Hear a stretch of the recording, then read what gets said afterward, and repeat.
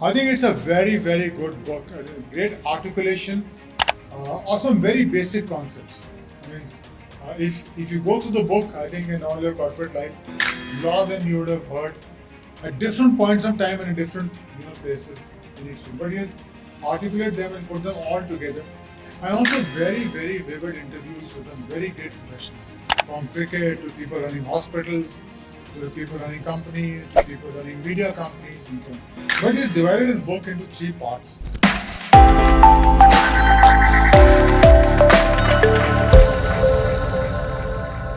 And to speak about the book about Shiv, The Art of Management, before I start speaking about the book, I must say that Shiv has been one of the most distinguished leaders I've ever met in my corporate life. I've worked for about 37 years across different sectors and different industries.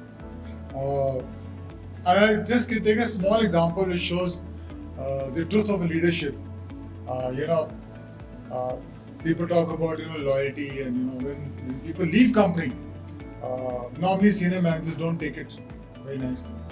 And when I went up to Shiv and said I want to leave Nokia, he said okay, fine, it's your decision. You know at your age what you want to do, and so I let you go.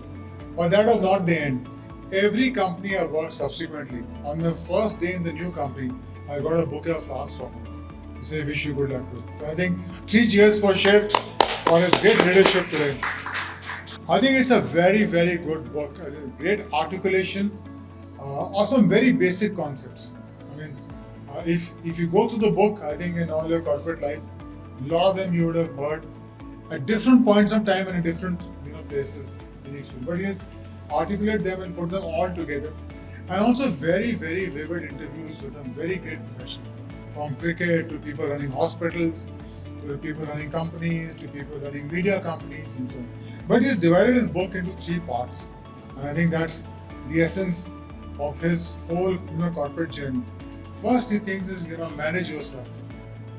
Very easy to say, yeah, one has to manage your own self, but it takes a lot of discipline, and I think large part of the book is focusing on managing yourself. And I think very good section which he spends on there is on time management. I think Shiv himself is a classic example. He's everywhere, but yet available to everybody. If I send him a WhatsApp message, I'm sure in 5 minutes I'll probably get a response. He may be in some meeting, some airport, but I think talks a lot about time management. I think brings a lot of focus.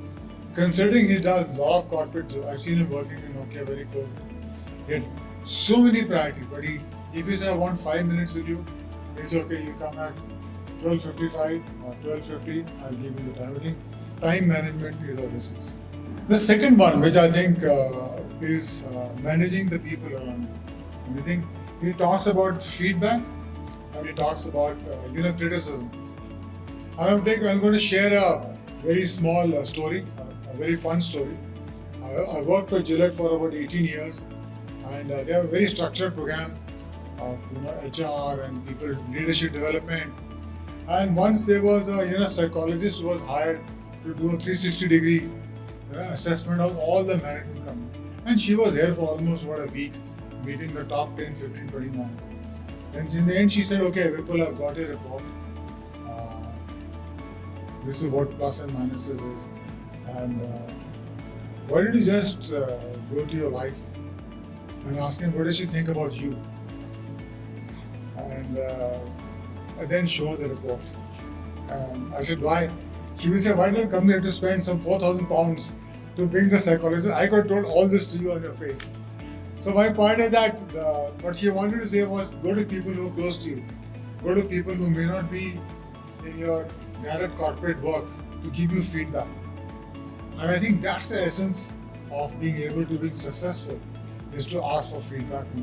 It also talks a lot about managing emotions. I think that's a very, very critical part.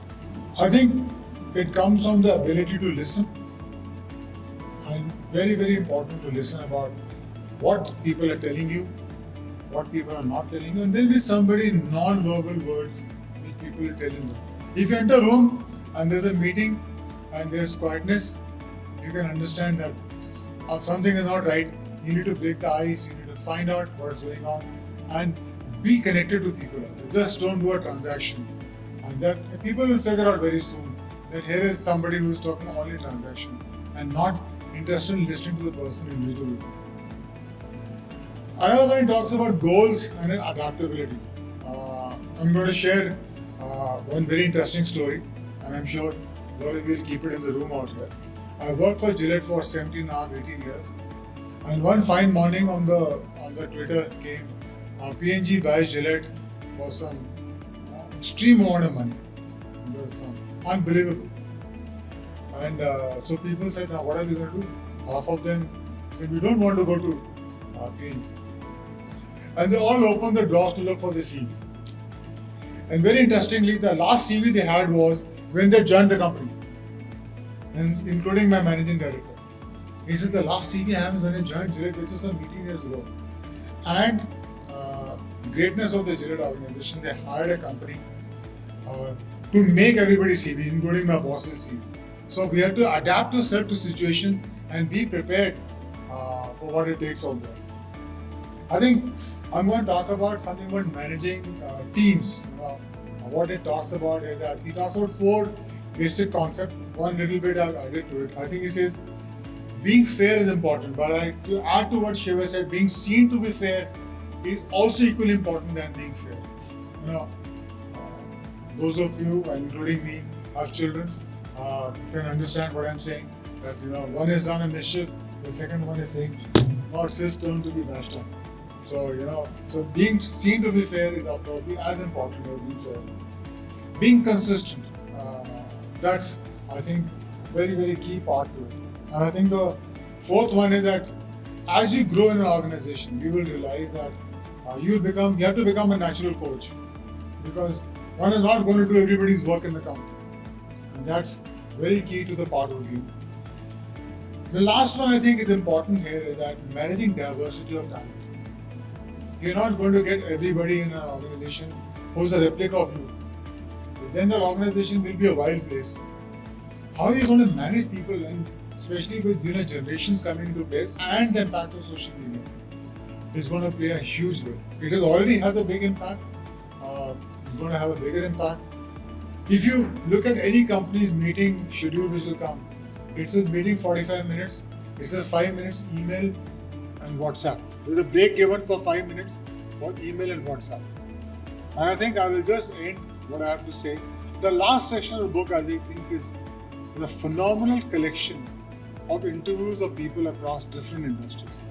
How people have moved from FMCG to running a hospital, running a media company, and I think those interviews are highly valuable.